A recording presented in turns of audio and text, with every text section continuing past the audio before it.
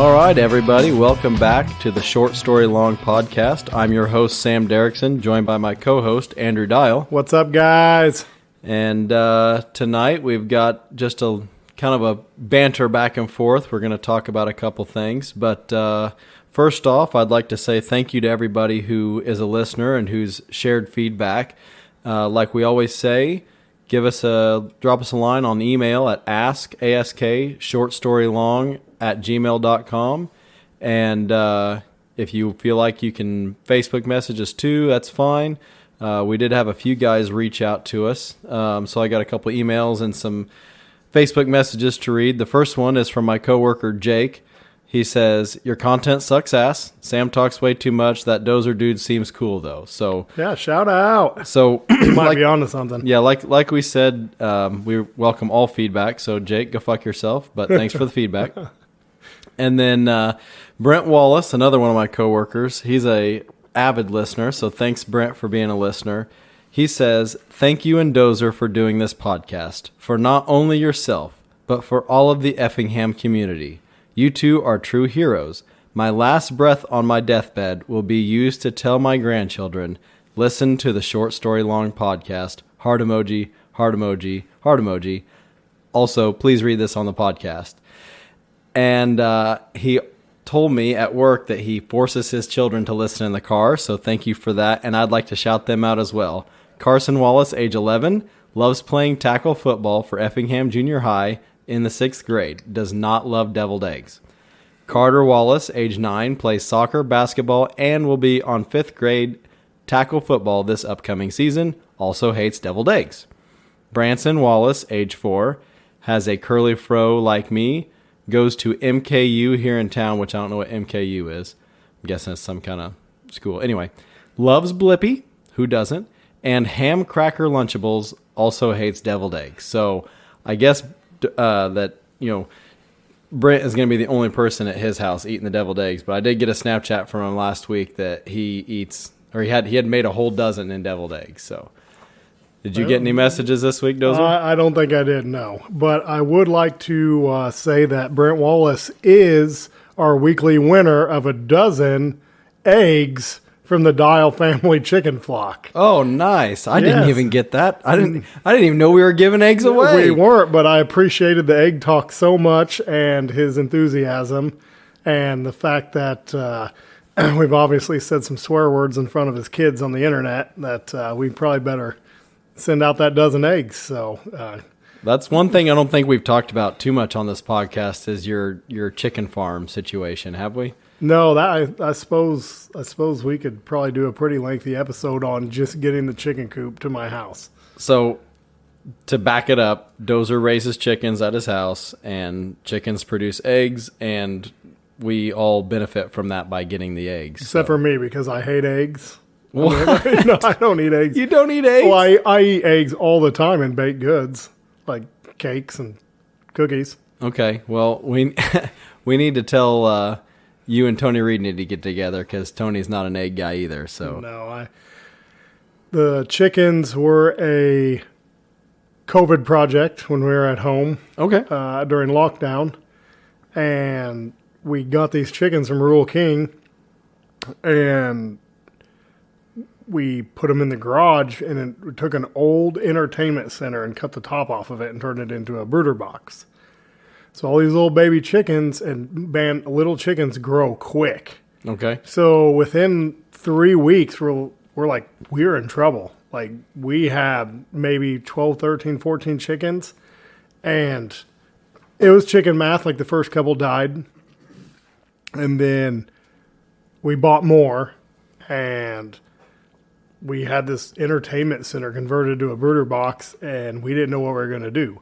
So my wife was like, "Oh, well, we can buy a chicken coop. You could buy a portable building that they made into a chicken coop for like $1,500." Okay, $1,500, gotcha. And I was like, "There's no way we're spending $1,500 on a chicken coop." Now that's cheap for a COVID project. Yeah, a couple of years later, you can't get anything for $1,500, but at the time, so she was looking at like sheds, because a lot of people want to just get rid of their sheds. This is turning into a short story long. Mm-hmm. a lot of people want to get rid of their sheds, so they're for free all the time. You just got to find one decently close. Well, we couldn't really find anything for free. Well, then I put a post on Facebook. My buddy Josh Stork, who is a listener, Shout out. he said, I've got one you can have. So I went and looked at it, and I was like, I'll just pull it on a trailer and we'll drive home. Well, I did some math, and the top of the shed would be into the power lines. It's like a 13 or 14 foot tall shed. You put it on top of a flatbed trailer. Whatever the height was, it was over legal limit. So I made a trailer from a jet ski axle that I lengthened, and we jacked this shed up. It's 12 by 13 foot, and slid this trailer underneath it. We jacked it up with high lift jacks. Okay. And slid this trailer underneath it, hooked it up to my 3/4 ton Dodge. I called one of my police officer friends and was like, how much am I going to go to jail for if I get caught doing this? Like, my mind's made up. Tell me the consequences. Yes. And he said, well, it's your lucky day. When COVID started, there was no police contact with the public unless it was a violent crime. So they're like, if they see you driving down the road, they're not even allowed to pull you over. Awesome. Sounds good. So we were going to do it on a Sunday morning because everybody knows you do the most sketchy, illegal stuff on the road on Sunday mornings. For sure. Well, I couldn't wait. My anxiety, dude, I was losing sleep. Like, I just had to get this thing home and get it over with. So me and my buddy Randy leave T-Town at 5 o'clock in the morning on Friday morning and head towards my house, which is T-Town is east of Effingham, and I live west of Effingham. And it took like an hour and a half or so to go maybe 20 miles. We went around Effingham through the country, came through, and yeah, we towed this thing, and I was shocked.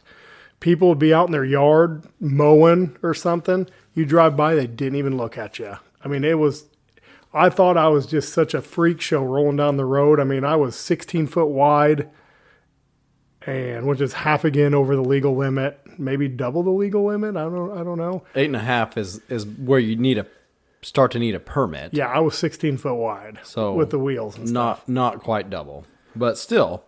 Yeah, and you were all worked up for nothing. I just thought it was going to be this rolling freak show, and most people didn't even turn to look.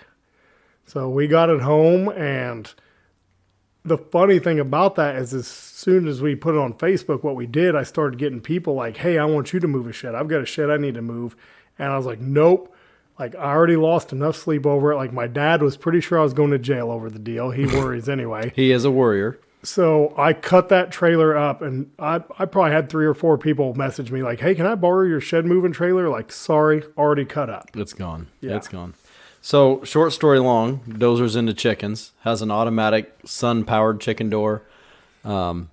He's got the pretty legit setup out there. We've got a dry side and like a dirty side and a clean side to where the chickens are on one side and like all the food and the bedding and stuff is on the other where the chickens can't get to it. We've got like swing down boxes where you can open the back side of the laying boxes to get the eggs.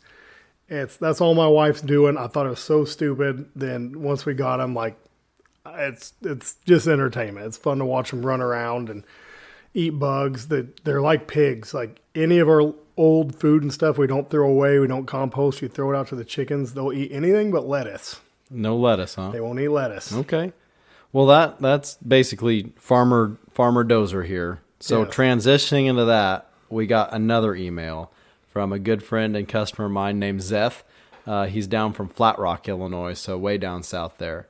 And he says, Sam and Dozer, okay, disclaimer, I already told Sam about this, but I was told I had to email the podcast so he could read it to you. If you got the horn for farming old school, I have some equipment that is 1970s vintage that you might be interested in. A 1973-ish TR-70 New Holland with corn head and bean platform that up until like 2 years ago my grandfather was still using. It's been parked in the barn. I had it out a few months ago to move stuff around in the shed, but it's here if you're interested. Let me know. There are some older vintage Deere combines here as well, but they're probably back to the 60s. Sent from my iPhone. So shout out to Zeth. He's a listener. He is living your dream, basically. Yeah. So he'll probably email me and tell me I'm telling this story wrong, but his grandfather had the largest turkey farm in southern Illinois. Okay. And his grandfather's passed away. I remember you telling me about this dude. So his grandfather's passed away, and he was a diesel mechanic, and now he's a farmer. And he has, I think as of today, another 20, I think maybe is either up to 40 or 60,000 birds that he's got in his barns. And he also raises white bass in his pond in cages. He actually bought a hedge trimmer attachment like Milwaukee pole saw, but instead of the pole saw, he put a hedge trimmer on it, and he cuts the moss or something out of the cages with the pole saw with the hedge trimmer. So anyway, he's got a pretty sweet operation, and I told him we need to come down there. He's got a fully stocked fridge and Wi-Fi. He said we can do the podcast from there someday. Yeah. So, but yeah, he's a diesel mechanic turned farmer. So maybe a pin salesman can turn into a farmer if the cards play right. That's what I love about America. You can do anything you want to if you put your mind to it. That's right. So that was our email section.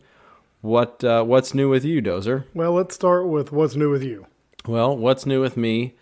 I've got 100,000 projects as usual. Most recently, I've got the Grand Cherokee with the Hemi in it that has a bad lifter with a flat cam, and I purchased a motor for that about 2 months ago now, and supposedly was good to go, ready to rock and roll. And I wanted to verify all the stuff the guy told me was true. So in order to check the lifters, you have to pull the heads off. Pulled the heads off, and 2 of the cylinders were full of rust, had some water standing in them. I'm guessing this motor spent some time outside. I'm going to attempt to salvage it. I got most of the scale off. The cylinder wall feels smooth, but there's still some discoloration. But that's the most recent project I got going on. But so if anybody needs a freshly rebuilt Hemi, reach out to Samuel. He's got one. Yeah, freshly rebuilt. That goes back to your 351 that you bought that was quote unquote freshly rebuilt. But yeah, so before that though, we had a trip planned to Fort Myers, Florida to go see one of my girlfriend's friends that had moved down there. She had been down there for about a year and we haven't seen her, and thought, we need to just have a weekend and we'll go down and hang out and, just have a good time in Florida.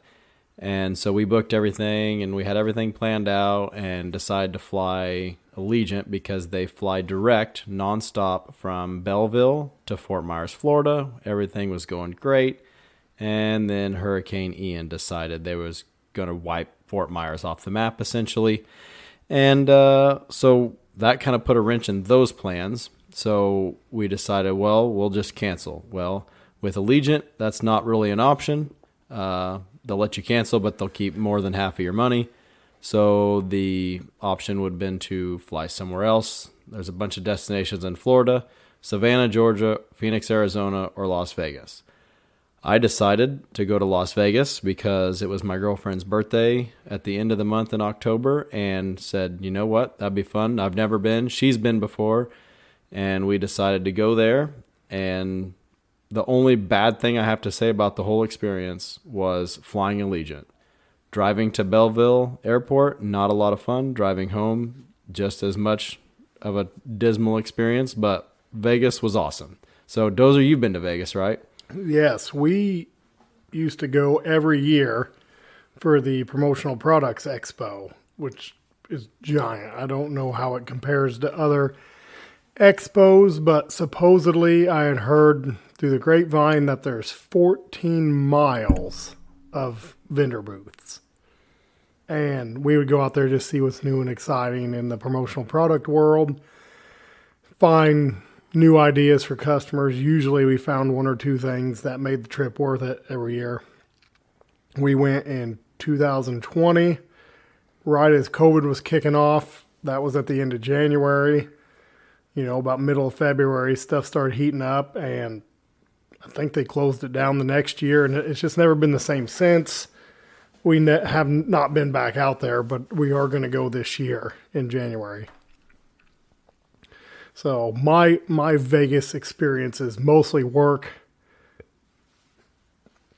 I go with my dad, so there's not much excitement. You know, Dad, I've been going there since 2010, 2011.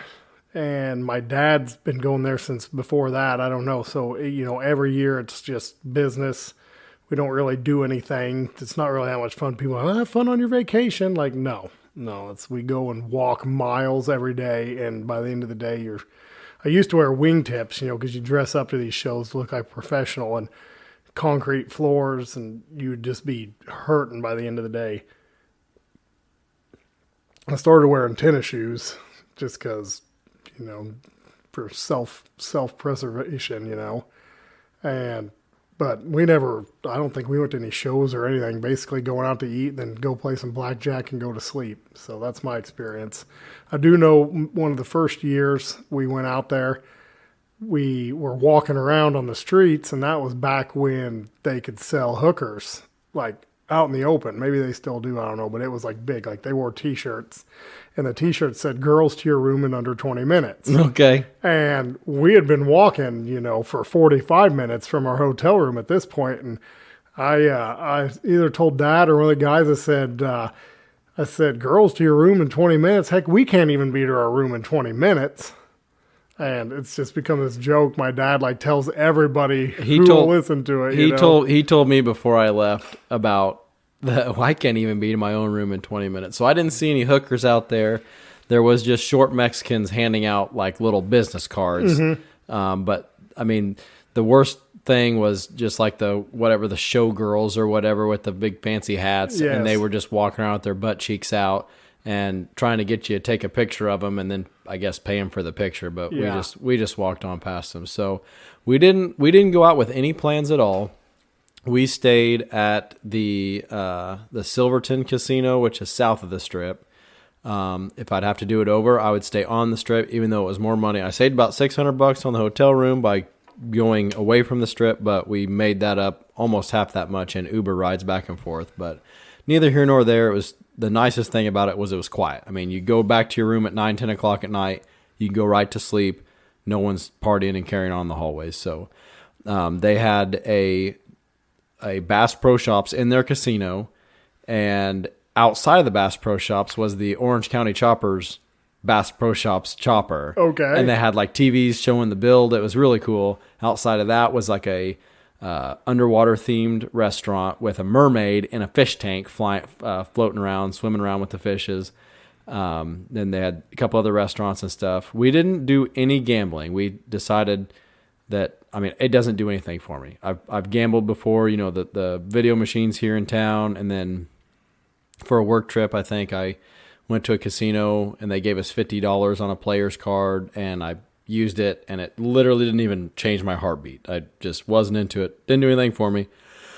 But they said you can't go to Vegas and not gamble, so we both put $1 in one of the penny slot machines, which turns out the least amount of bet you can put in a penny slot is like 58 cents. Yes. So explain to me how that works.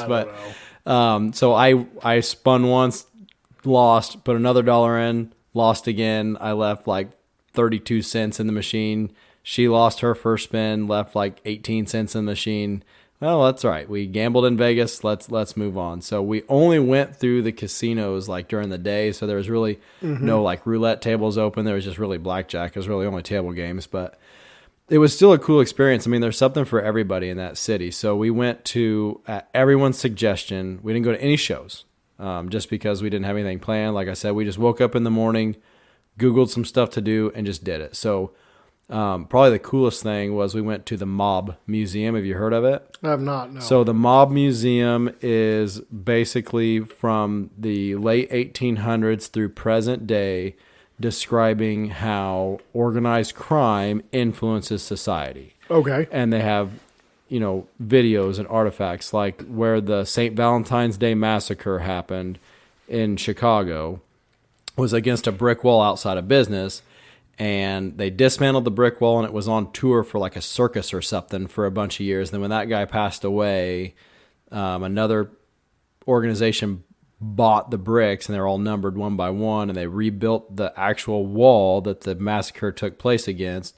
And they had like the actual bullet fragments that was, you know, FBI the evidence and everything.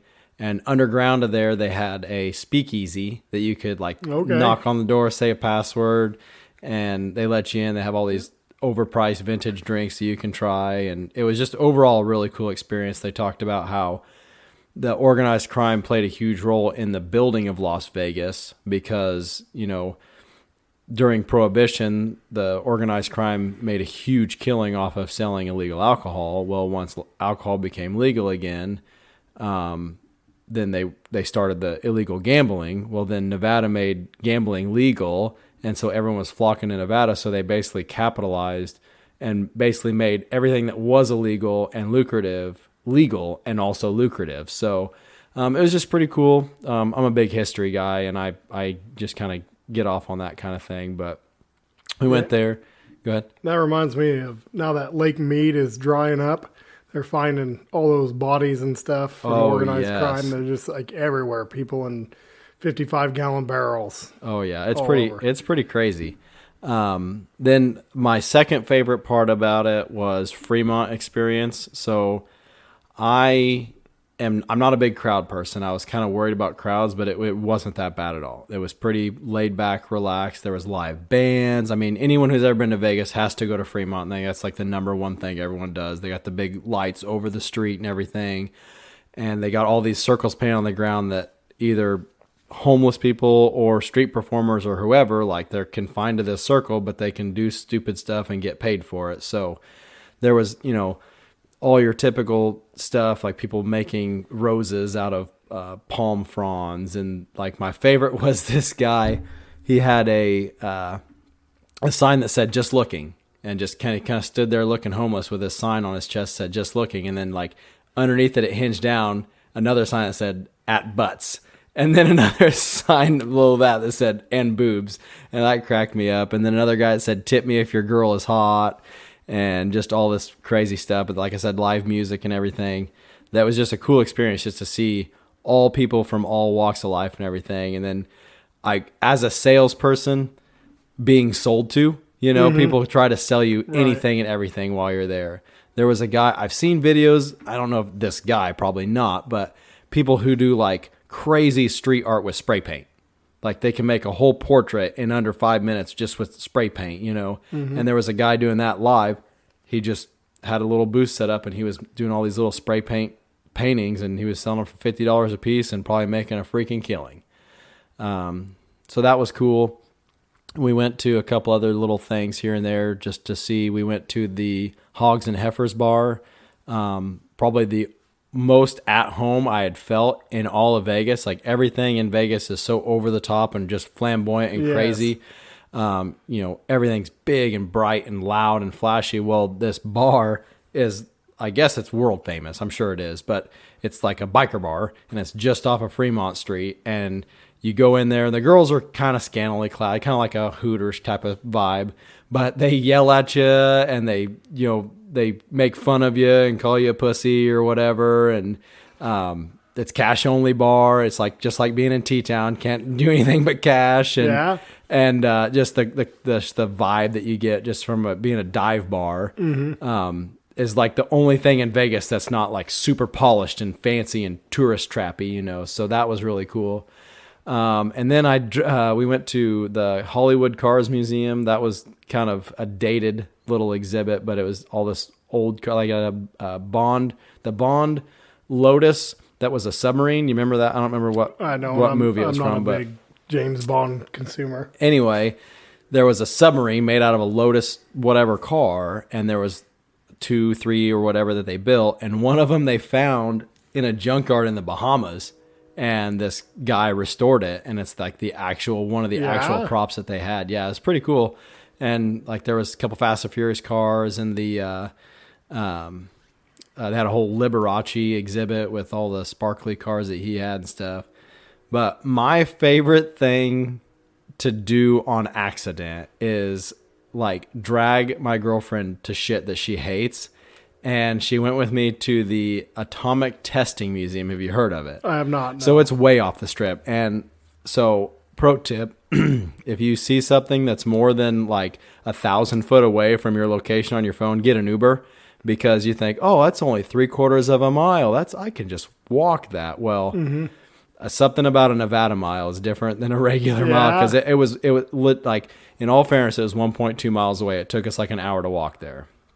And I kept saying, like, we'll get an Uber. Well, we should have just got an Uber. Anyway, again, history guy. I love history. And it was basically all about how, like, Area 51 is out in Nevada, out that way, and how all of the nuclear testing they did back in the late 40s, early 50s into 60s was all done in Nevada, just out in the desert.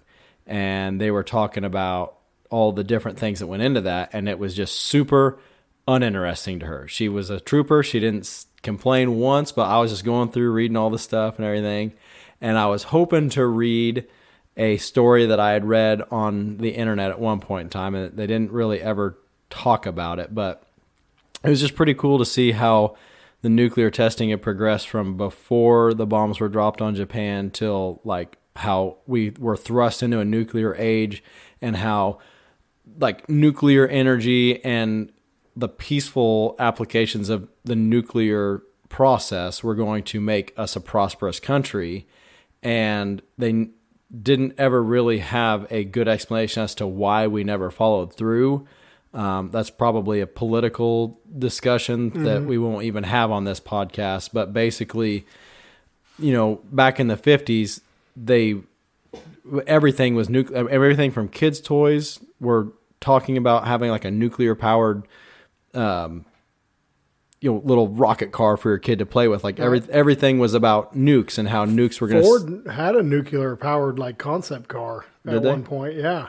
But I just mean, like, everything was, propaganda or like culturally centered around, nuclear energy and everything, and how the atom was going to, revolutionize everyday life. And if you have ever talked to me about the, energy argument, I'm a huge proponent of nuclear energy, and it was just kind of cool to tie that in. But the story that I was hoping to read and never did read was about a manhole cover. I've told you this story before. I think you had. I was thinking this already. So I've got a wiki link up here, so I'm not going to cite it just in case you want to go find it on your own. But an excerpt from this was about a guy named Brownlee. He designed the Pascala test, at first designed to contain a nuclear fallout. The bomb was placed at the bottom of a hollow column, 3 feet wide and 485 feet deep, with a 4-inch thick cast iron top.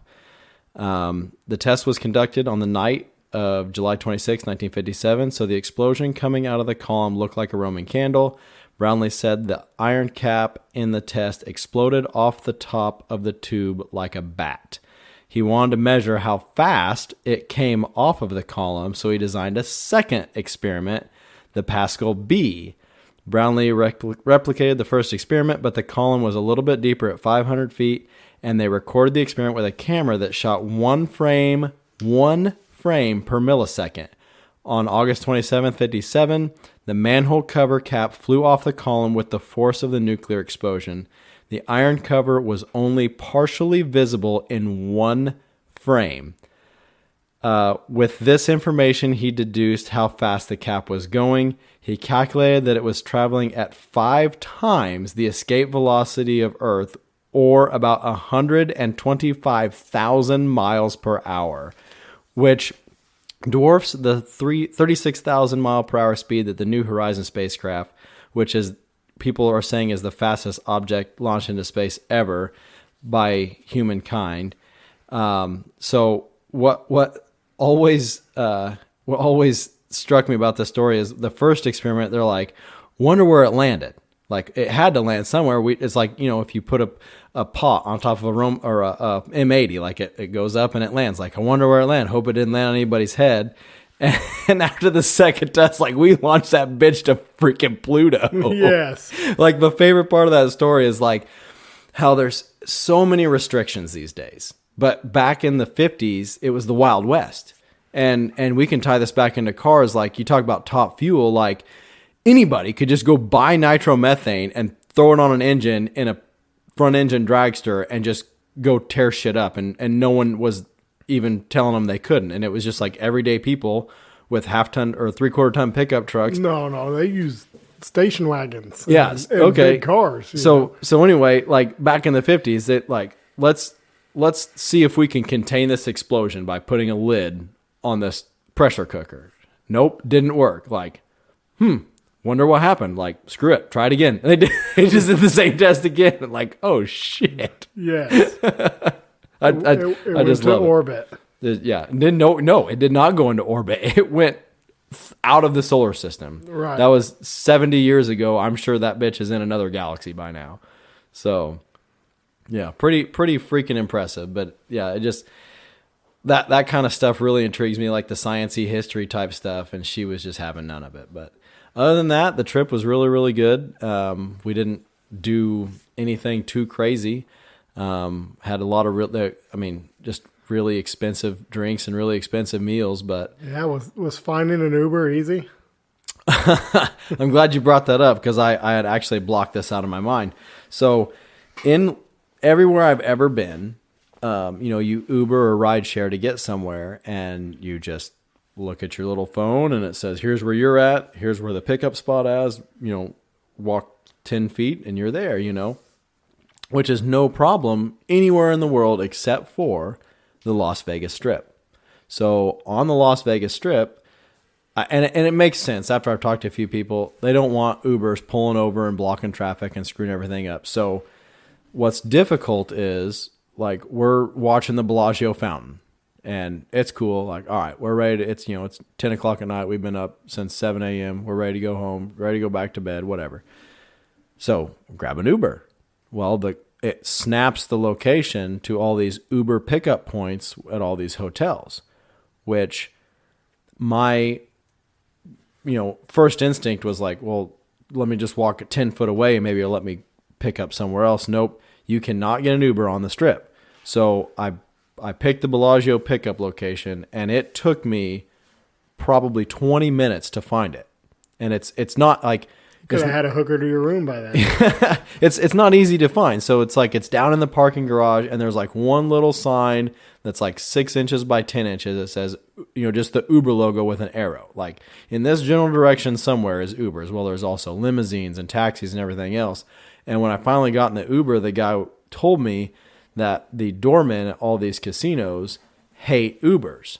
Like they prefer taxis and limos. And I'm guessing it has to do with the tipping or whatever. Right. Or maybe they're in cahoots. Like there's a kickback to the taxi company for getting rides out of this hotel. I don't know. But he's like, if I go, because I was like, I was messaging him on Uber, like, hey, can you just come to this little spot where I'm at? He said, no, I can't go there. He'll kick me out. Like if the guy sees an Uber, he'll tell him he can't stop there, has to leave or whatever.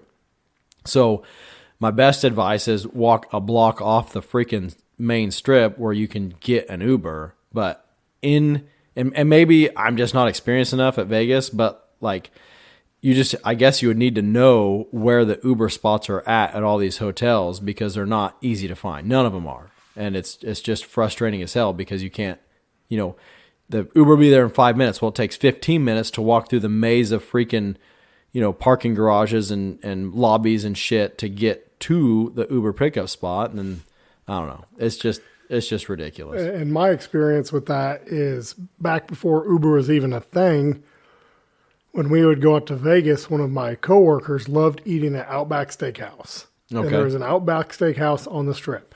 So my rule, and I don't know if you agree with this or not, is when you're on vacation, you don't eat anything you got at home. Like, nope, McDonald's, nope, Popeyes, nope. It's got to be something out there. But anyway. Right, apparently Outback Steakhouse was, out there enough. It fell on the list. Okay. So we had walked to it before, and you could get to it from the Strip. Well, we decided we want to take a taxi. So we get a taxi at the hotel. Say we want to go to the Outback Steakhouse on the Strip. So they take us through all these dark alleys, this back way, and they stop and said, here you are. And there's just this door. And it's not marked, not labeled, nothing. It's just like a big brown door. Super sketchy. Yeah, super sketchy in this alley, nobody around, like no lights on hardly. And we're like, yep, this is where we get killed, Yeah. And they're like, is it in there? Yep. And so why can't you just bring us the front? No taxis allowed, on the Strip. this is where we have to drop you off. So we end up going through this door, walking through this casino, and it took us 15 minutes to even find the restaurant. We had to go up a flight of stairs and ended up coming in like the back door of the restaurant. Walking through the kitchen. Yeah, it was weird, dude. And anyway, after we got used to it, just every year we did the same thing, walk in the back door of this kitchen, and then they'd bring us up to the front, and I guess that's how it's done. Apparently it's a thing. So and you talked about the cab companies getting kickbacks. One year we had this super cool guy as a cab driver. He had a minivan. Okay. And you always make small talk with him. And he said, yeah, I make a lot of money driving a cab, but it's not from driving a cab. He said that the brothels give cab drivers kickbacks because people will get in, like a bachelor party, like, bring us to a brothel. And, they really don't know where or what the best is. So actually they get the cab driver takes the money for the deed. It keeps a percentage and pays the brothel. Damn. Yeah. And he said he made way more money doing that than he did driving a cab. Like the cab was just kind of a means to an end, Yeah, it's his foot in the door. Yeah. Oh, that's how he finds his clients. That's pretty cool. Didn't know that. He was almost like a middleman. Like he bought. He's a broker. He bought the wholesale. He bought the time with the ladies wholesale and sold it retail to like bachelor parties and stuff. That's actually pretty smart. That's pretty smart. One thing I'll say is they know how to move people in Las Vegas as far as like just traffic flow for the sheer amount of people that are there. It is actually pretty smooth. Other than actually finding where you need to go, the actual movement of people is extremely efficient. I mean, they've been doing it for how many years? They've got it figured out. But like at the airport, there's a Uber line and a taxi line, and this taxi line's got like 1,000 people in it when we first get there. And in less than 10 minutes, we're in a cab headed to our hotel. Right.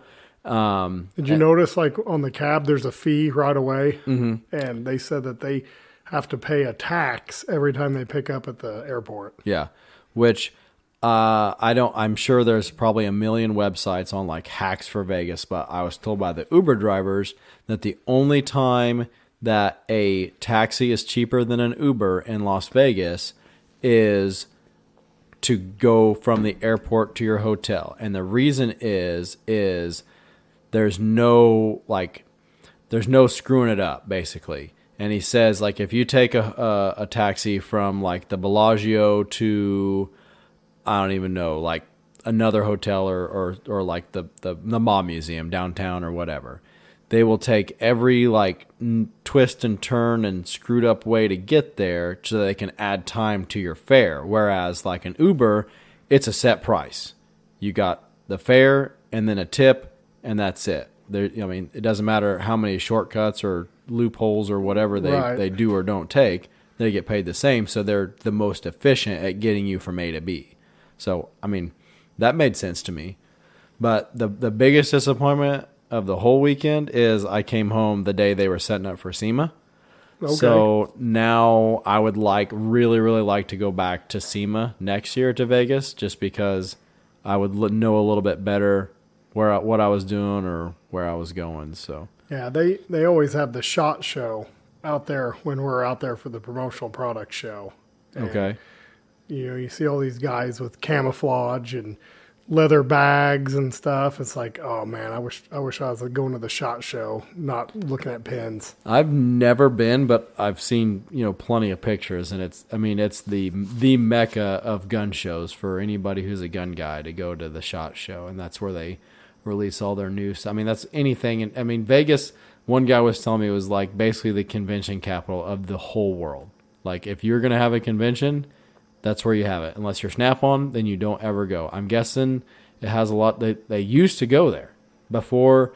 They used to call it, like, I don't know, whatever they called it, but now it's called the Snap-on Franchisee Conference. But whatever it was called before that, like the dealer show, it used to be in Vegas. And the old timers will tell you stories about going to Vegas. Well, now they don't do it, and I think it's a combination of there's no Gaylord in Vegas, which is who Snap-on's in bed with for events, And I'm guessing there was probably a participation problem with the franchisees. They were spending more time gambling or screwing around than they were actually going and actually doing the show, you know. And actually, when we first started going out to Vegas, the show opened at 9, and the city made them push it back to 10 because people were going to bed too early to get to the show. So you go out there, and the show does not even open till 10 o'clock. That's interesting. That's very interesting.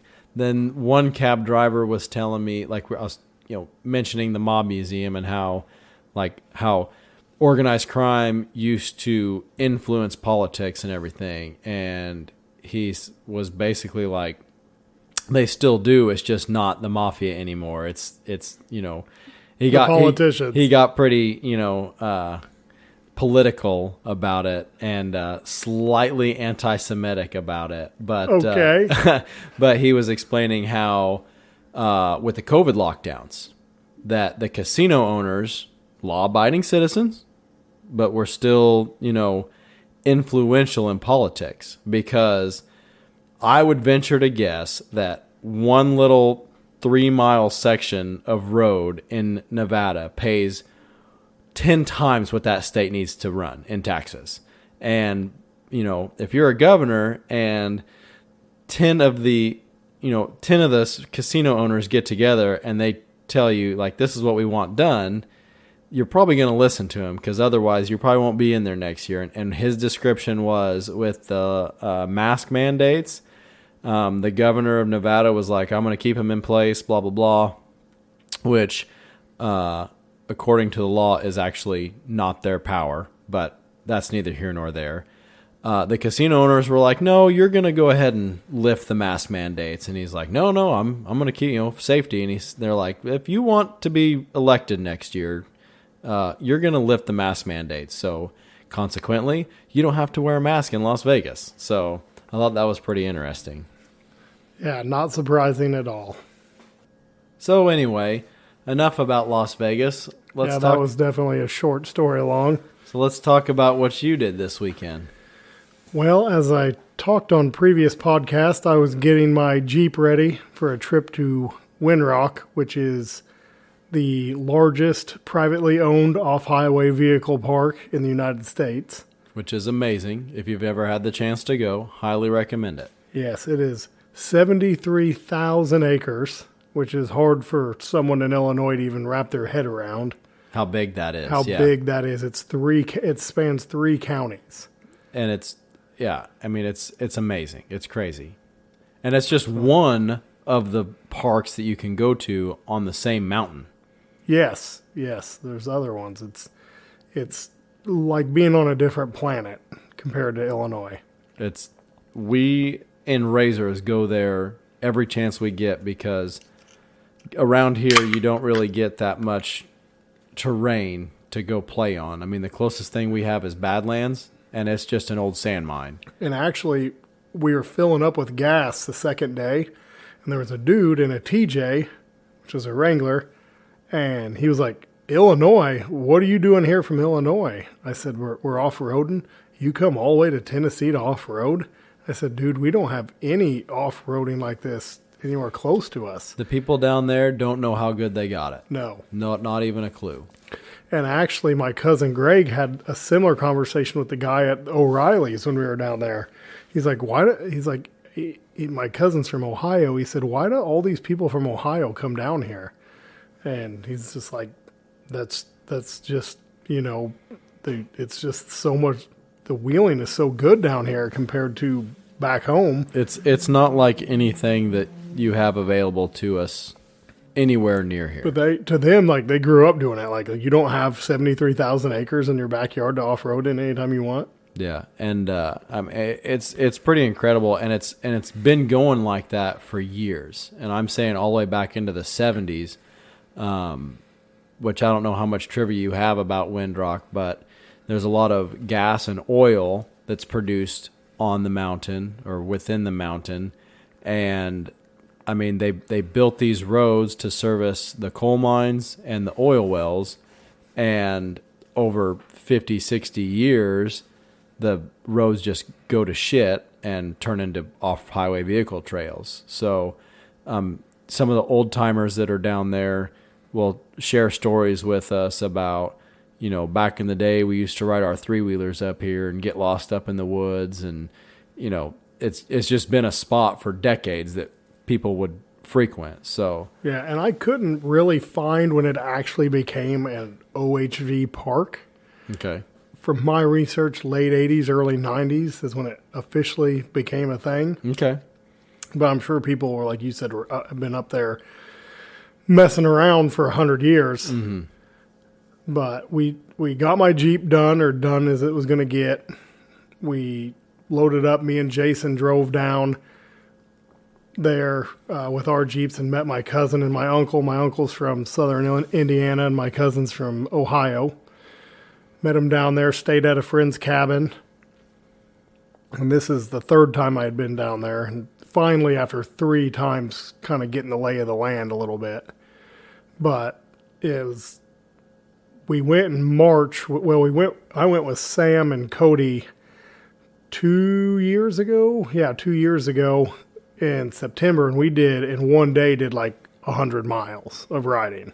Which we would like to have Cody on, and as well as Randy Dozenbrock. And one of the biggest factors in me transitioning from doing off-road activity from a Jeep to a side-by-side is the amount of ground you can cover comfortably in a side-by-side versus a Jeep. So when we go down there in side-by-sides, the Jeep guys are in our way. We're mad at them, let us pass or whatever, because we're going to put 100, 150, 200 miles on in a weekend, whereas the Jeep guys, how many miles do you think you put on this weekend? So in March, we did 92 miles in 2 days.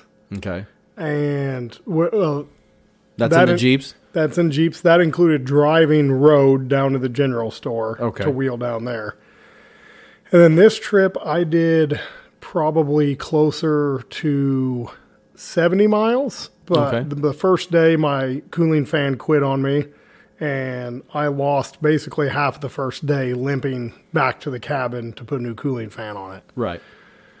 So it was funny. This Jeep is a very, very new to me Jeep. It's been off-roaded and abused, for years now. Actually, sidebar, the guy I bought it off of ended up passing away last week or 2 weeks ago. Last week. I had heard a rumor he took his own life, but I cannot confirm or deny that. And on the Evansville Jeepers page, they had like a memorial post, like post your pictures of this guy in remembrance. And the amount of pictures I seen of my Jeep up to the headlights in mud really explains the condition it's in. Okay. Yep. But anyway, it had an Angry Eye grill on it. Why didn't it? Of course it did. I took it off because that's not my thing at all. And put a regular grill on it, thanks to Samuel. That's a whole nother story. But I put on there and said, hey, if anybody wants this grill, let me know. Because I'm just going to throw it away. And if it would mean something to somebody, you can have it. Okay, I didn't know you did this. Yeah. So somebody reached out to me and said, we want the grill. Can you bring it to the funeral on Sunday? I said, well, I live 2.5 hours away. I am going to be passing through he's from Evansville, the Evansville area, going to Windrock. I can meet, if you'll meet me by the interstate, you can have it. I'm not going out of my way that much. Right, yeah.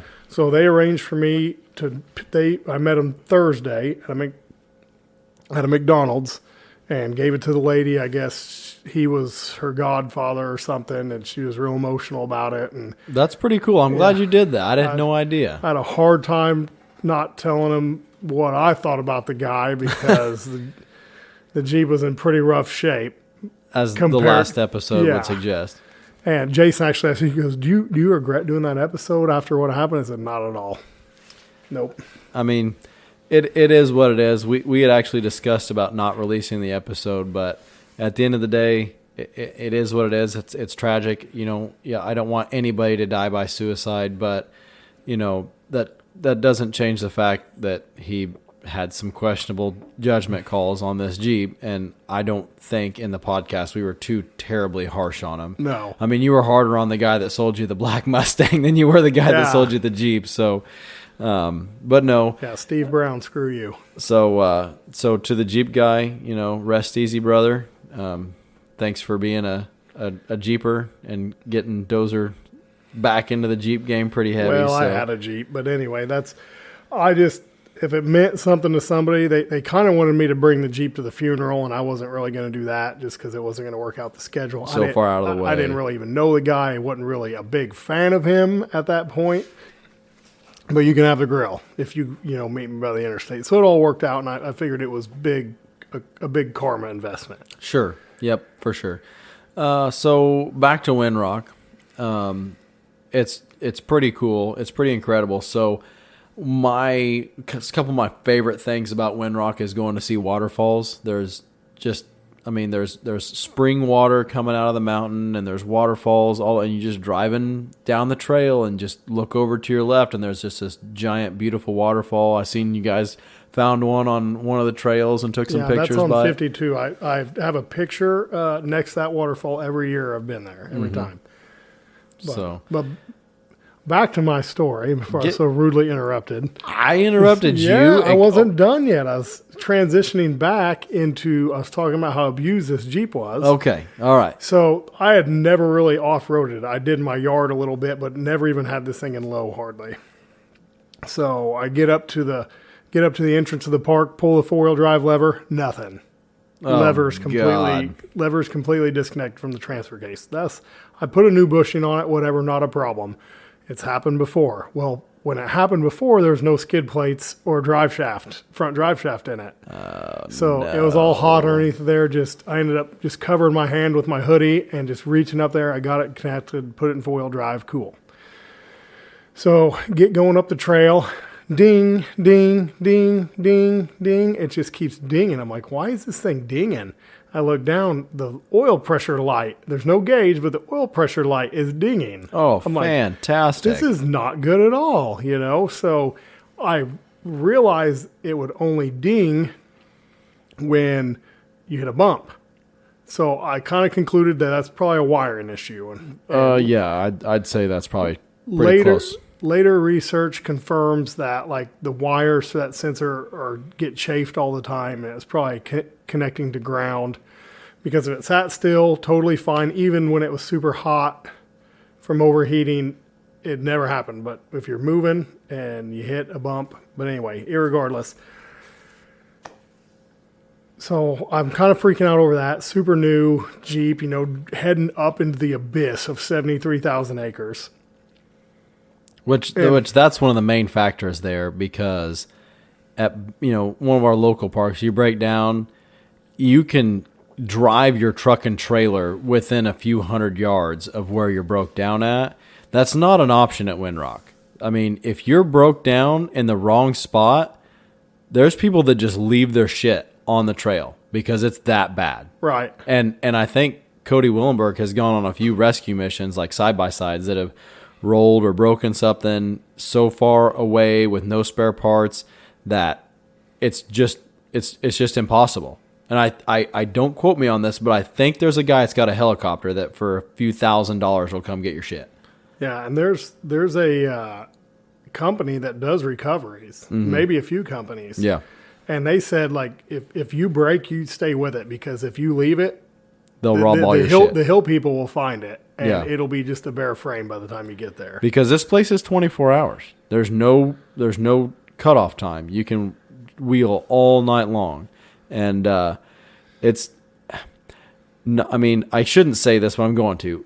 It's not a sketchy area, but you get a sketchy feeling. I've never met anybody while I was down there that I was a little bit leery of, but that didn't stop me from being a little scared, because there's these trails.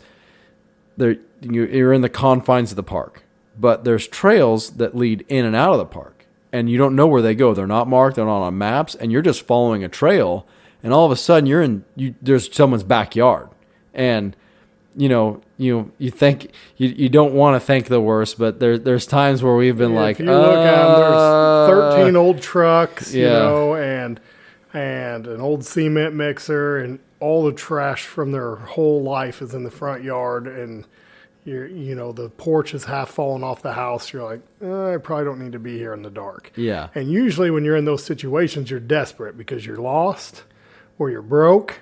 Out of fuel. Out of fuel, you're not taking the regular way back. You're just looking for any way out of this place, and you just roll up on a Deliverance movie in the middle of the night. So actually, Sam carries a gun when he goes. Oh, you don't? No. I have one that I've considered taking, but I've never been in a situation where I thought I would like to have my gun right now. I actually bought one for the express purpose of like getting muddy and rained on and stuff, and I was gonna buy a like center console type gun carrier, but I was reading up on some of the laws and the cost benefit analysis that I did in my head. It wasn't worth the potential trouble for whatever little bit of safety I would feel for having it. The only time I could see really needing one is in a situation with a bear. And the only time I've ever seen a bear there, it was a black bear, and it was more scared of me than I was of it. And there was I think 6 or 7 of them in the middle of the trail. 2 ran up the hill, 2 ran down the trail, and 2 ran down the hill. And I'm pretty sure the 2 that ran down the hill felt it the next morning because it was pretty freaking steep. So... Well, me and Greg carry guns, but we both have concealed carry permits. I don't know if that changes things in Tennessee or not. It does. But I don't have one. I told Jason, I was like, what gun did you bring? Knowing damn well he didn't bring a gun. Right. He was just like, what do you mean? I was like, we're going out in the middle of Hillbillyville here. Yeah. And anyway, so it's been considered at length, but without the proper permits and everything, it's not worth it to me to end up with either, at the very least, a ticket, or worst, in jail, or even worse, dead. This might be terrible to say, but in my youth, my younger years, I used to carry a gun with me everywhere, thinking I'm a badass or whatever, like it'll get me out of a jam. But wave this at him. Yeah, but just any more, there's nothing that I have, not a single thing I own that's worth my life. Nothing. If someone comes at me with a gun and wants my razor, keys are in it, bro. You can have it. And I've had this discussion on my tool truck. I'm not going to carry a gun on my tool truck. If someone wants my tool truck bad enough, I'll be like, all right, all I want is my water bottle and my laptop. You can have the rest. Keys are in it. I'm out. Have fun. It's all yours, because that's what insurance is for. And I don't think I've ever met or been in contact with a person that isn't reasonable enough to just be like, okay, let me knock you in the head and take your shit, but not shoot me. I don't know. Maybe I will get hate mail or something. I am a optimist in the human condition. I feel like it's not in your nature to harm another person under normal circumstances. It might be in your nature to want to harm me to get my shit, but if I give you my shit, to me, I'm thinking I'm going to be okay. But maybe I'm wrong. I'm thinking that I could be completely off base on this, but I just view it as it's like a parachute. If you have it if you need it and don't have it, you'll never need it again. Okay. So I don't carry that often. I do down there in a situation like that. I just prescribe to the situation. That's better to have it and not need it than need it and not have it. I'm sure there's all kind of arguments that, anytime there's any confrontation, someone that's armed is more likely to get hurt. You hear all this, but once again, rather have it and not need it. The bears thing is a real, scenario in the back of my head. Probably not that likely, but I guess if you had a gun with you, you don't have to get it out either. Right, so. That's correct. Okay, well, so that'd be a whole different discussion. But did you guys end up going to the prison? No, we didn't. Was it closed? It was open. They don't close till December. I wanted to go, but we had all the meals planned out, and it's far enough away from the cabin that we just didn't work in. With Jeeps, you don't get to see as many attractions, but So Brushy Mountain Prison. You went with us once, didn't you? yeah, I went. Okay. With it. So there is a prison that was built in the late 1800s out of wood. The inmates burnt it down. Go figure. They rebuilt it out of stone, and it was later in its life it became a maximum security prison, but it was a work camp for the coal mine all the way through from the 1800s up into the 70s and early 80s. And then I was actually reading on it today. I had heard a story, probably folklore, that there was like a hostage situation in the mine that ended it, but the internet says that a peaceful warden ended it or whatever. But it was upgraded to a maximum security prison, and they had some pretty famous prisoners. James Earl Ray was in prison there, escaped from there, was caught because he's a northern white boy who couldn't figure out his way. He did like 3 or 4 circles out in the woods, and the dogs finally found him because he couldn't find his way out of the mountains. But James Earl Ray is the man who assassinated Dr. Martin Luther King Jr. Okay. So he was in prison there. A couple other people that were famous that I didn't really know the whole story behind, but it closed down in 2007, and they turned it into a tourist attraction. You can tour the prison. There's artifacts in there. There's a documentary you can watch. They do a Halloween thing every year that's, I guess, pretty cool. Never been, but they got a restaurant there. They distill their own moonshine there, which is actually really good. They have their own vodka I've never tried it, but I've had a Bloody Mary made with it, and it was pretty good because they have their own Bloody Mary mix. It's really, really good. I buy a bottle every time I'm down there. And the last time I took the prison tour, they had ex-inmates there that were like telling stories about being in prison there. But it's a really, really cool tourist destination, and it doesn't have to be off-road related because Windrock is the off-road park, but they also have one of the country's best downhill mountain bike courses there. That people come for a destination. And if you've ever driven a mountain road, you know how curvy and hilly they are. And in Tennessee, I hate to say it, they're run very well. They're a red state, and they have money. And when a state has a surplus of money, their infrastructure is very nice. And the roads there are just absolutely pristine black asphalt, and they're curvy and hilly.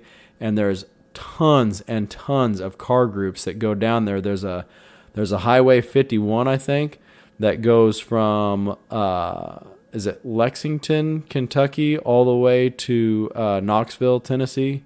It's just basically like kind of a mini Route 66, and these car groups take their cars on this highway. I've seen Corvette groups, I've seen Mustang groups that just drive right past the cabin with their cars. Motorcycle, Harley, street bikes, all of it.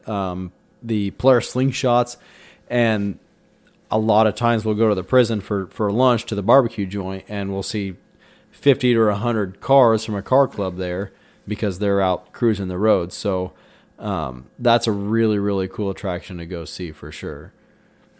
Yeah, in researching some of the history of the Windrock area, they actually, all that kind of started as a coal mine, but it was the working class people working the coal mine. Well, at some point, the coal mine company struck a deal with the government to buy convict labor, it's called. Okay. So that's where the prison comes from. And there was a huge war down there. And the Coal Creek War. Yes. A lot of people died because the people who used to work the coal mine got replaced by free labor from the prison. And they would kill wardens, and they would try to burn the prison down and do all kind of stuff. And I guess it was a great big deal. I think something like that happened in like West Virginia too, over the coal mines. And I don't know, but there's a if you're towing a trailer to Cody's cabin, there's a turnaround like a quarter, half a mile from the cabin, and there's like a plaque there. There's an old railroad bridge that's not there anymore that was like a key moment in history or whatever that had to do with the Coal Creek Wars. And Yeah, it's pretty interesting. I mean, there's deep history in that area. There's history everywhere, which this is a tangent, but a good customer of mine told me a story about gays. His grandfather was a farmer. They're a whole lineage of farmers, but his grandfather was a farmer, and this customer is he's in his 60s, but his grandfather farmed with horses, and his father followed in his footsteps, and he followed in his dad's footsteps. So his dad tells him a story. His grandfather was hauling a load of grain with a team of horses, and he was crossing this railroad crossing in Gaze, and the grade school or whatever was right there at the railroad crossing, and his dad, my customer's dad, was outside at recess playing out in the yard or whatever, and my customer's grandfather was getting ready to cross the railroad tracks to deliver grain to the elevator. There was a train coming, so the whistle or the bell or whatever was going off, and so grandfather stopped at the crossing, and train came by, blew the whistle, spooked the horses. The horses jumped out in front of the train, killed all 4 horses and grandpa. And his dad witnessed this all happen, and the team of horses is buried at that railroad crossing. Really? And what was not appalling, but interesting and intriguing to me about this story is obviously super traumatic event for my customer's dad. I'm sure it really shaped who he was as a man, but more like not like cold to the story, but what was interesting to me is that is a whatever, I don't know what the term is for a, like, not folklore, but like folk history or what, like, it's not recorded in any history book. There's no book anywhere on record, most likely, that tells you that there's 4 horses buried at this railroad crossing because this happened. But it's passed down generation to generation. Like, how much history is there that is just going to be lost every single generation? I had a great aunt that could sit on her sofa and tell me all the way back to when my ancestors were slaves, who married who, had who as kids, and all the way down the line, cousins, uncles, brothers, sisters, everything. And she just knew it all. And no one ever bothered to write that down, and we don't have that information anymore. I mean, that type of thing is just wild as hell to me. Yeah, and you mentioned that. I was listening to a podcast on the way down there, and it's like a business podcast, and they were saying, you might as well live up your life because more than likely 2 generations from now won't even know your name. Yeah. I mean, I believe that. So, but back to Windrock, they had the Coal Creek Wars, but before that, even, back in the Indian days, the Indians liked that area because of all the springs they felt like had healing qualities. Absolutely. And then the Europeans came in and explored the area, and actually there's a Elijah Walden, which I assume is where they get Walden's Ridge at, was the first white man to come through there, and they didn't really settle anything. But then somebody else came through and built a hotel, and people from all over the United States would come down there to go to this hotel because they would give people rides from the hotel to the springs. People thought the springs had healing qualities and all that. And that was kind of the first, tourist stuff down there. And then most of the industry down there was the coal mine until World War II. They put a radar station on it.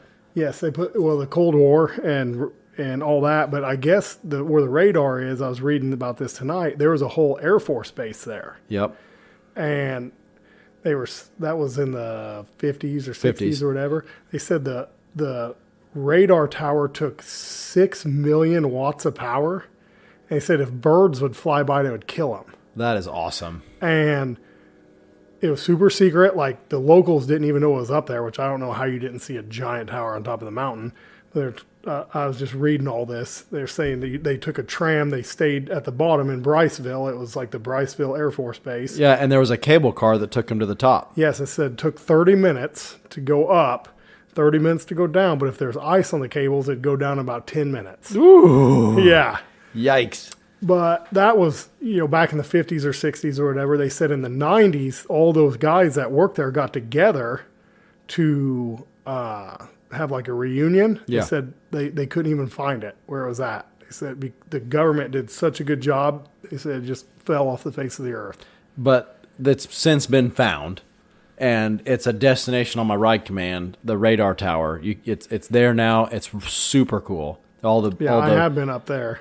You were there on that trip when we found it, and there's all these blown out concrete buildings and stuff, and then you can see there's these anchor points for the cable car setup, and I mean most of the stuff's been scrapped out, like all the metal and everything, but all the concrete's still there. It's absolutely fascinating. Yeah, when you start looking at how big this tower was, and you look at how far away like the anchors were, it's amazing.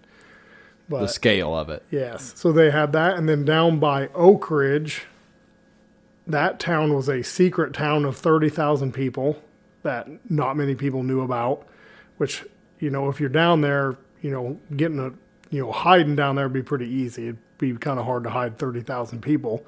But they used to be called like Clinton something, but that's where they started the Manhattan Project. And I think I did read something about this. So they built a reactor or whatever to turn uranium into plutonium, and it was this big secret thing down there. And they said actually the government employed more people in that area than the coal mines. Right. And in the 80s or 90s, the government pulled almost everything out of there, and the only thing that was left was the off-roading is about the only industry. I don't even know if they coal mine up there anymore. There's a very, very, very small amount of coal mining, and there's a very, very minute amount of natural gas and oil production. Nothing large scale, but you drive right past them on the trails, all the oil tanks that are still leased by the oil companies, but it's on Windrock property. And there's windmills up there that you can go see, but there's really no industry, and as much as we kind of rag on the population and everything, and the poverty down there is pretty rampant, there's no industry. It's very hard to make a living there unless you're in the entertainment or travel industry, but there's not a lot of there's no manufacturing there.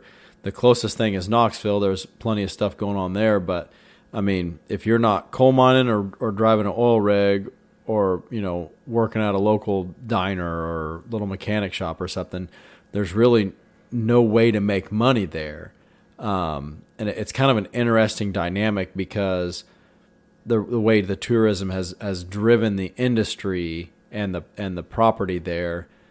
I mean, it's almost, if you look at it on both sides, like if someone came to Effingham and started buying up all the property to sell tickets to the EPC or something, and hundreds of thousands of people a year started visiting Effingham, it'd be kind of bittersweet. Like, on one hand, your property value went up, but on the other hand, like, your son's not going to be able to buy a house next to you anymore because the $30,000 property next to you is now $100,000. Right. So, like I said, for the most part, I've never met a stranger down there. Everybody that I've ever talked to has just been the absolute nicest person, and they're glad you're there. But I'm sure there's a portion of the population down there that probably isn't too on board with it. But like I said, I haven't met them.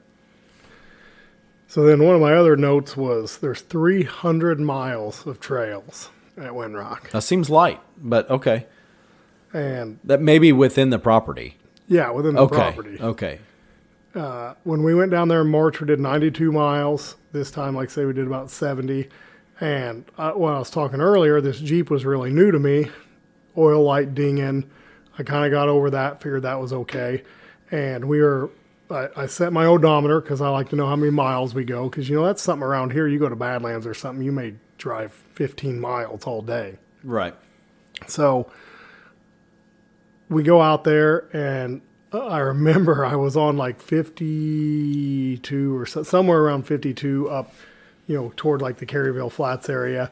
And I thought to myself, this Jeep's dinging all the time. I had a weird clicking noise. I was just super nervous about it. And I thought to myself, at least it's not overheating. And literally 5 minutes later, it started overheating. God, you should have just left your freaking mouth shut. I know. So we pulled over and we checked. We have 12 volt. We thought it was maybe the fuse wasn't the fuse. Had 12 volts to the plug to the fan, and the fan motor was so hot you couldn't touch it. Well, is it hot because it's bad? Is it hot because the Jeep's hot? So my uncle's like, all right, so your bearings may have some mud in it and stuff because the fan wanted to turn but just wouldn't turn. So he's like, let's spray some PB Blaster in it. So we sprayed PB Blaster in it, and I said, okay, we're only 3 miles from the trailhead. There's no sense in you guys ruining your day by coming back with me. I'm going to limp my Jeep back to the cabin. I'll get it fixed and just get a hold of you. Because actually, fun fact, AT&T has full out signal in those hills. Yeah, Verizon not so much. Verizon doesn't, but AT&T, I can watch Snapchats. I could watch YouTube. It was cool. Good to go. So I said, I'll text you. Some guys in the group had cell signal. So I said, I'll just keep updated and I'll get with you. So we get the Jeep cooled off, start it up, and my uncle's like, honestly, if you keep moving, it'll probably be fine. Turn your heater on.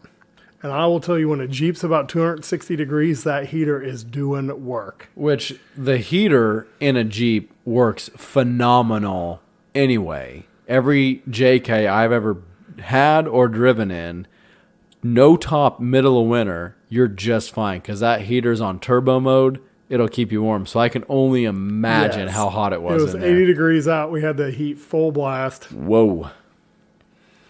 So we take off down the trail, and Jeep was just under operating temp when we started. Take off down the trail, only get about 400, 500 yards, the Jeep's overheating. Stop, hang out a little bit, sit there, let it cool. The cool part about Windrock is every person that comes by stops, make sure you're okay, see if you need anything. Almost every person. Yeah. So we get it cooled off, and I figured out my ratio was 20 minutes of cooling and 10 minutes of driving. Ouch. So we drove another 400 feet and stopped again, 400 yards, I would say, stopped again. And I was like, okay, the next one was the waterfall on 52. I was like, I want to get to the waterfall. We can stay there extra long. Kids can play, whatever. Right. So got to the waterfall, let it cool. We were there probably half an hour, 45 minutes, and stopped and worked our way down and ended up getting to a hard road. And once we were on the hard road, we were good to go. Get enough airflow driving. Yeah, enough airflow. I don't think the fan ever worked. I just think I'd always driven it on the road enough that I didn't notice it. Right. It was funny though, because the first time it stopped, the first time we overheated after we sprayed PB Blaster in it, got there, you popped the hood to let the heat out, and there was just smoke rolling out of that fan. God. I was like, PB Blaster probably was not the best idea. Just, the PB Blaster smokes like when you spray it on a hot bolt or something. Oh, yeah. So I was pretty sure it was the fan, and it was. But it was me, my wife, and the 2 kids, and we'd had a lot of quality family time. And family bonding. The last 2 times we stopped, Emma was like, if you stop this Jeep again, I'm going to be so mad. Yeah? Kids were kind of getting bored, but we had to make up rocks for fossils and why it's bigger than a dinosaur. So yeah.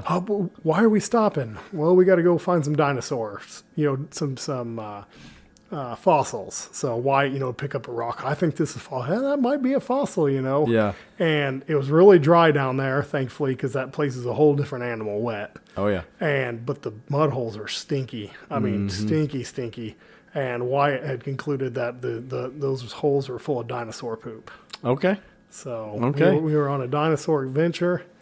So I'm guessing, I don't remember, I'll have to look on my ride command, but there's a trail that I've only been on one time, and it was when we went down with Brian Larson and Marty Jansen. There's a coal vein that's retired now, and you drive right past it, and there's 4 about 24-inch diameter ventilation shafts drilled into the side of the hill. It's how you know you're getting close. And then you get to this little overhang, and there's about a 5-foot tall opening that's probably 20 foot wide that goes into this coal vein. And we went in probably 200 yards down to this coal vein to where I felt uncomfortable going any further. And there's like different veins that shoot off to the side. And then there was like it looks like where the roof had come down, which being a coal miner, you probably know all about the geology going into this. But I mean, the way they cut pillars into the geology there, but like the roof had come down and there was probably a 30-inch gap that you could have climbed up and crawled through. And then as far as you could see back past that 30-inch gap, I show my little flashlight back there, as far as you could see this giant room back there. And I was super tempted to crawl through there and like it just go exploring and see, like, because obviously as far as we went is as far as everybody goes, because like that's kind of where it gets sketchy. At least to me, it looks like this is one of those freaking horror movies where you get trapped in the cave and you're there forever. But it would have been cool to see if there was any artifacts back in there, because it was picked clean. I mean, there was like some trash and stuff in there and beer bottles and whatever, but you go back in there probably, like I said, about 200 yards, and you can barely see the light from the outside coming back in, and it just gets a little spooky. I mean, you've been underground a lot with your mining stuff, but to the layperson who's never been underground or been to like the Merrimack Caverns or whatever down in Missouri, I mean, it was pretty spooky. But I think you should find that trail and take Wyatt on that, because he would probably just lose his shit, because it was, I mean, as a 30-year-old just regular guy, I was just like giddy like a schoolgirl, like this is cool as shit digging underground, you know. I mean, it's every kid's fantasy, like when they were growing up with Tonka toys in the sandbox or whatever, to go underground. But I don't know. And I mean, my experience with underground coal is 10 foot wide, 5 foot tall, 6 foot tall, all the government approved safety, everything, you know, that would be a little different deal. Yeah, this mine had probably been shut down for 40 years. So before OSHA was even a freaking thing. Yeah. So, I mean, yeah. But I'd love to go back. Next time you guys go with side-by-sides, I think I'm going to have to go. There's just so much to see there. You don't ever reach on Jeeps. I mean, you'd have to go there for a week to see everything on Jeeps. Which we've been there.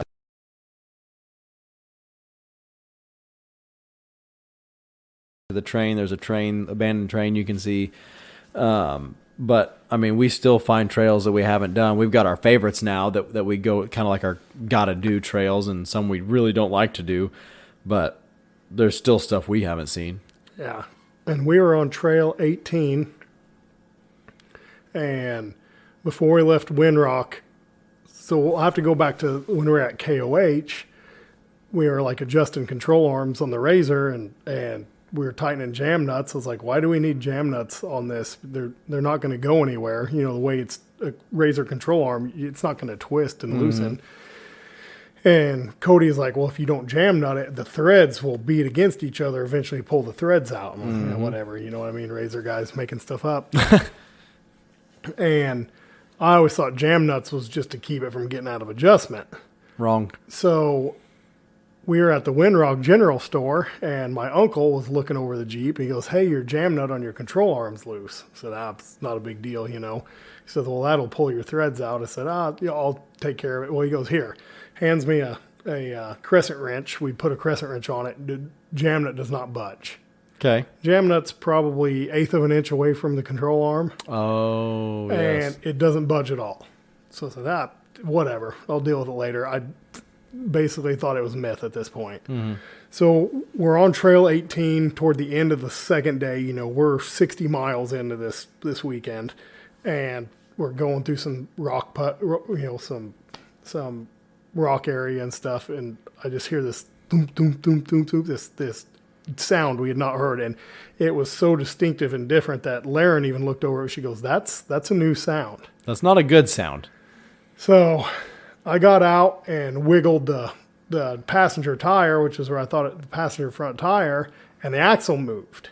And I had that axle out of there, putting a truss on it before the trip. I thought, the bolt's loose. I reached down there. I thought I felt the nut was loose. Not a problem. So we go another mile or two, and the whole group, I finally messaged. We get to a flat spot, and I said, hey, I need to get out and tighten some bolts on my Jeep. Yep. So we get out, and my uncle goes, why do you think you have a loose bolt? I said, oh, my axle's moving. He said, show me. So I grab, Jeep's in park, grab my passenger front tire and push on it and roll it, and the control arm and jam nut separate by like an inch. Uh-oh. And I'm like, oh. That's a thing. And that's a problem. And I shouldn't have thought it, but maybe 20 minutes before that, I thought, what happens if I break a control arm? I was like, well, people run 3 links. Surely I can get out of here on 3 out of 4 links. Uh-huh. And I literally thought that 20 minutes later, control arm, the broke. Joints pulled out, the threads had pulled out. So I really wasn't freaking out because I really felt we could have got out of there on 3 links. Sure, yeah. Not maybe ideally, but you'd have got home. I would have. I decided, I was like, I'm gonna winch. Anything hard, I'll just winch on. It's not that big a deal. So he goes, well, why don't we just weld it? He said, I've got a welder. I said, yeah, when we get back to the cabin, we can weld it. If your welder's back there. He goes, no, I got a welder with me. God dang it. And I was like, what now? He's like, yeah, you just welder. Hook it up to batteries. Well, it's the pre-ready welder. Oh. So I forgot what it was called, but it was whoever Ready Welder bought the design from. Fair enough. So it looks exactly like a Ready Welder. It just has a different name on it. Okay. So we pull that out, and he's like, be careful, it's hot. Whatever, because there's no voltage adjustment. You're just running straight 2 batteries. He's like, Yep. It's hot. And I was like, oh, whatever, dude. And I almost melted through 1/4-inch DOM control arms. That's good to know because it was hot. My biggest concern of those is that you're going to get enough penetration, but it sounds you're like gonna get 2. So you can run them off of 1 battery, and I would almost recommend that. Okay. So I welded the control arm to the jam nut and the jam nut to the joint. Okay. And he had the leather welding helmet. He was all folded up, had gloves, the whole works. And what was weird about this, it was a wire feed welder, but on a wire feed, flux core, right? Flux core with a little spool, in the handle. But on your MIG welder in your shop, it's not hot till you pull the trigger. Well, this is always hot. So if you bump the wire, like if you want to get close and feel where the wire's at, it's welding. So the only thing the trigger does is feed wire. Oh. And dude, that thing, Jason's got some video and stuff. The whole underneath of that Jeep was a spark ball. I mean, it had some juice. It got it. So that is something I got to thinking about. How much is a Ready Welder tool, man? Well, Ballpark. we don't sell it, but if I just had to take a wild stab, they're probably $600-700. Okay, and I was thinking, this is basically a glorified stick welder. It's basically stick welder leads with battery terminals on the end. I looked it up. There's a company that sells stick welder battery kits. Yep. And I was like, I'll just buy or make one of these. Well, Jason has a stick welder from like Harbor Freight in his garage. He's like, let's just use that. So I'm going to make my own on-the-trail welding kit.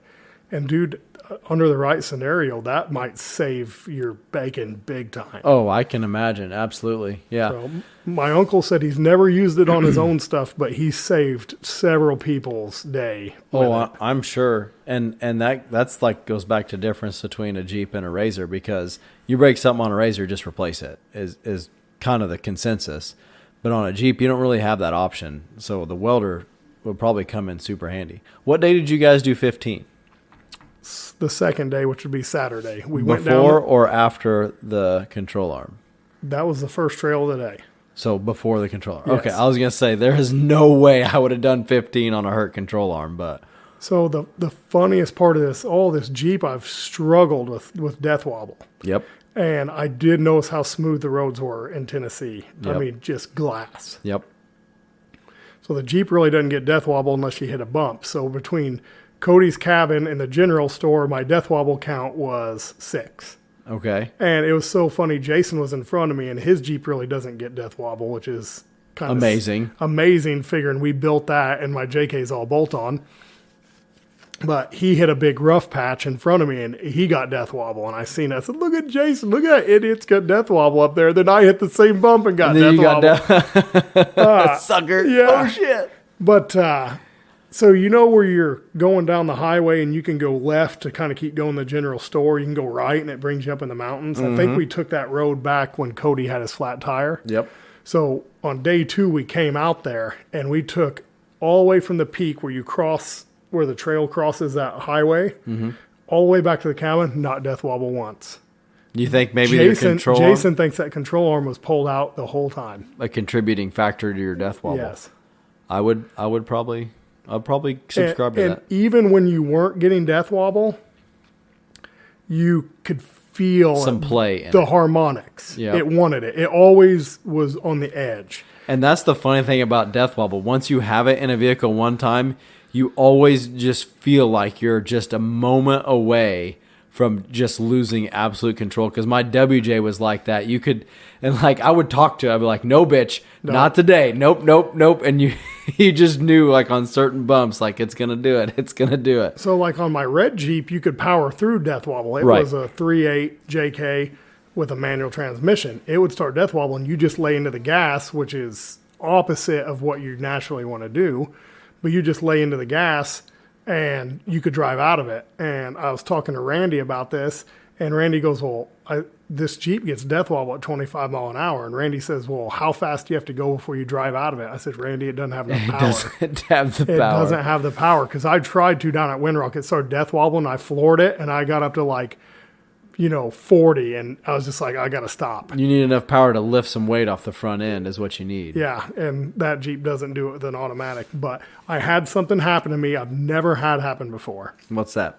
So Cody's cabin, you kind of drive up, and it's got a switchback. So we drive up and then back in the driveway. I drove up, backing up to the driveway to the cabin. I got death wobble in reverse. And what? I got death wobble in reverse. Wow. Yes. That's impressive. Never had that happen before. Didn't even know that was possible. I didn't even think it was a thing. Yes. I'll be damned. So anyway, that I actually had, when you're talking about having a vehicle with death wobble, so my Dodge truck has a solid front axle. Yep. And the first 20 minutes of the ride home, every time we hit a bridge or a bump, Your butthole's puckered. I had like PTSD. Oh, yeah. And so anyway, Got any more facts about Windrock? that's about it. We're really. running a little long. Yeah, That's this why is I getting asked. long, so we'll cut it off. And Okay, well, as usual, thanks guys for tuning in. If you have any feedback, please get a hold of us. AskAskShortStoryLong@gmail.com. And again, please share this with somebody you think might enjoy it. Maybe not this one. It's a little long. It might be a little too much for the first one. But yeah, if you've got anything you want to talk about, your experience in Vegas, or if you've been to Windrock or would like to go or like more information, feel free to reach out to us on Facebook or on email. So you guys have a good one, and we'll see you on the next one.